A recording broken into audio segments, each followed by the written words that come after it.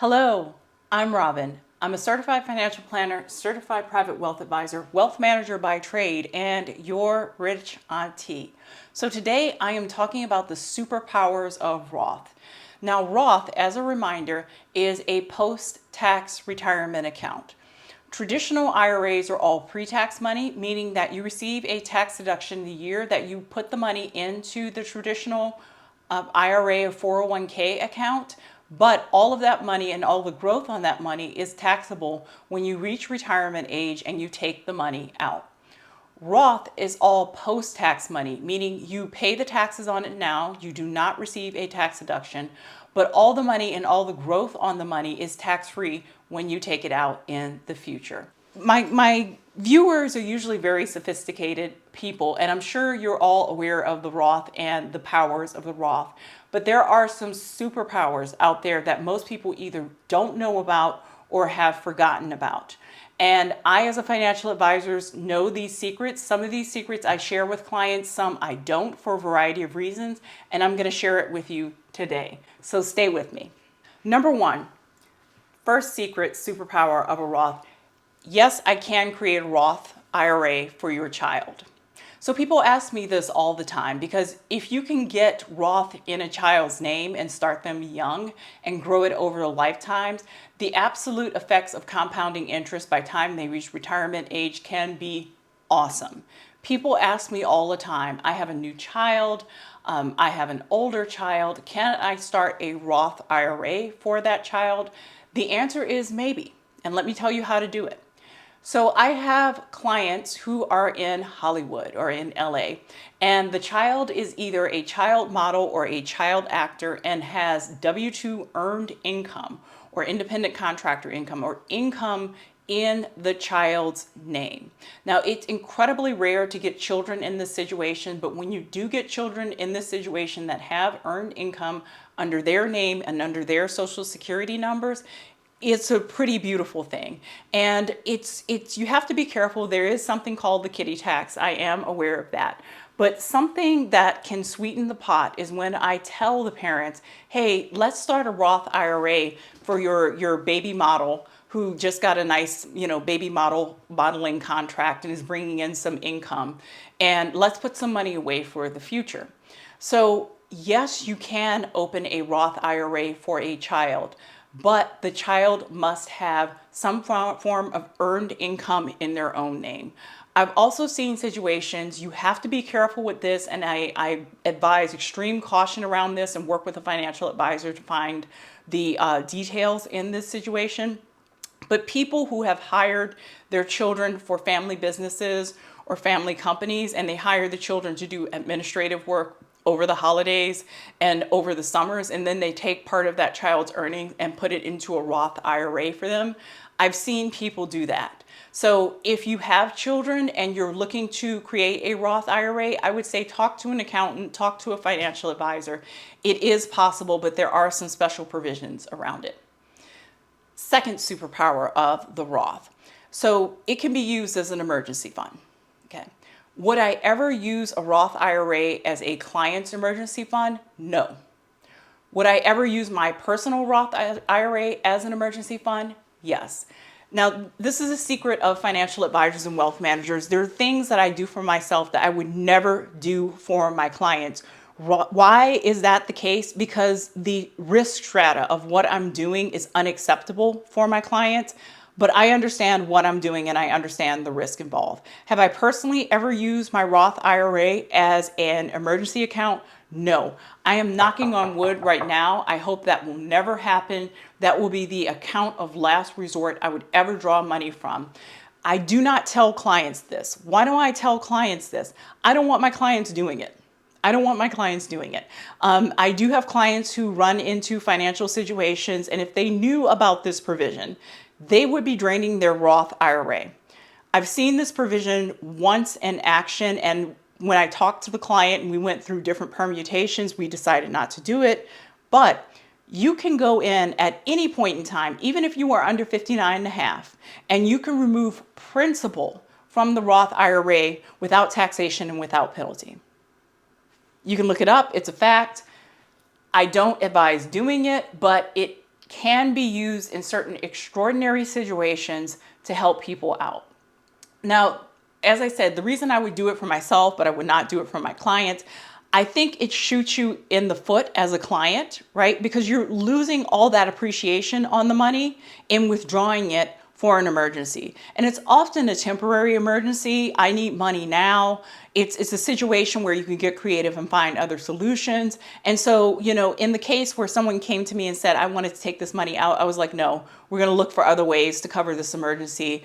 This is why I don't tell my clients about this provision. This is why I would never do it myself unless it was an extraordinary situation where it was like between me and, homelessness or something like that. I would go to my Roth IRA and I would withdraw my principal, my basis, but it's not something I advise that you should do, but you can do it. Number 3, superpower of a Roth. You can use it as an alternative for an overfunded 529 plans. Now, this is a recent provision. I've managed 529 plans throughout my career, and they're a double-edged sword. I mean, they're a fantastic way to pay for higher education or K through 12 education for a child, but I've also seen many of severely overfunded 529 plans. Started off with good intentions, it snowballed, everybody started contributing, and now you have hundreds of thousands of dollars that is not needed in the 529, and there's no other children that it could be moved to. You can't move it between generations. There's a lot of provisions, and people are like, what do I do with this dang thing? Well, something that was recently changed in the Secure 2.0 Act is that now you can move part of an overfunded 529 plan to either parent or owner of the 529. If you structure it correctly, you may be able to move that money to the child, but you have to structure it correctly. If you want to learn how to do that, talk to a financial advisor because it can be tricky. But basically, we can use a Roth IRA now to deal with an overfunded 529 plan. So if you have an overfunded 529 plan for a child, they're completing their four-year degree or a graduate degree or whatever, and they still have money left in the account, talk to a financial advisor or accountant to move it over to your retirement plan or even a retirement plan for the child. Superpower of the Roth. Okay. 4th superpower of the Roth. There is now a Roth SEP. I repeat, there is now a Roth SEP. One of my biggest complaints about the SEP program is that for many years there was only traditional SEPs available to clients. And if anyone doesn't know what a SEP is, it's an acronym for a Simplified Employee Pension or something like that. It's basically a retirement program that you can create for yourself as a self-employed individual. It's a little bit more complicated than that because there are ifs, ands, or buts with the SEP, and it's not just with the contribution amount, it's who, how, when, and what you can do with the SEP. When someone needs a SEP account or you are self-employed and want to create a SEP account, I really think it's wise to get an accountant or a financial advisor on board. If you mess this up, the IRS will come after you. And I have seen SEPs that were not properly structured and created a problem for a person many years up the road. So that's just the caveat about the SEP. But my complaint for many years was that there was only a traditional SEP account. Well, now there is a Roth SEP account. And this was created by the Secure 2.0 Act at the end of 2022. I believe it came into effect in 2023. And when I saw this provision creating a Roth SEP, I got out of my chair and did a dance as a financial advisor. When someone is self-employed, there's several options for creating a retirement plan. Everything from a SEP IRA to a solo 401k to even a defined benefit plan for the individual, but that's getting very complicated. Typically, the two options I have are either the SEP IRA or the solo 401k. Solo 401k always has a Roth provision. The SEP IRA for the longest did not have the Roth provision. I have issues with the solo 401k for various reasons, and it's infinitely more complex than the SEP program. But some clients were kind of pushed in that direction because they wanted the Roth provision, and they ended up getting a solo 401k program, which is a pain to manage when a SEP could have done nicely if there was a Roth provision available. So I'm glad that the Secure 2.0 Act corrected that deficit of the SEP program. If you are self-employed or you have a small business, talk to an accountant, talk to a financial advisor about what a Roth SEP can do for you. And I am over the moon excited about the Roth SEP provision coming online for Americans.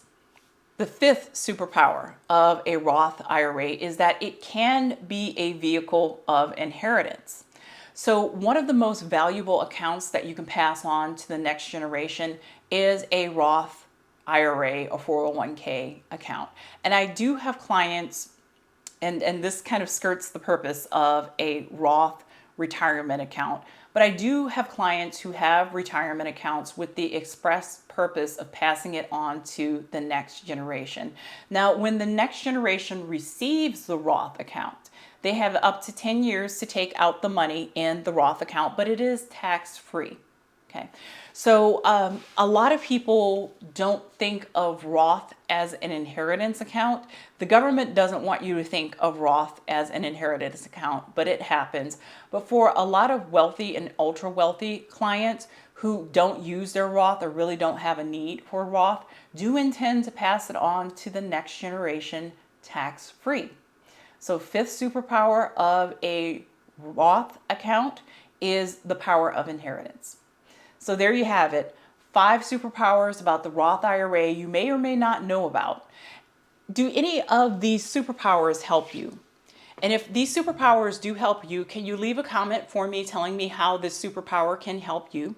If you want to use these superpowers, I really do suggest getting in contact with a financial advisor or an accountant to help you structure this, because some of this is very tricky.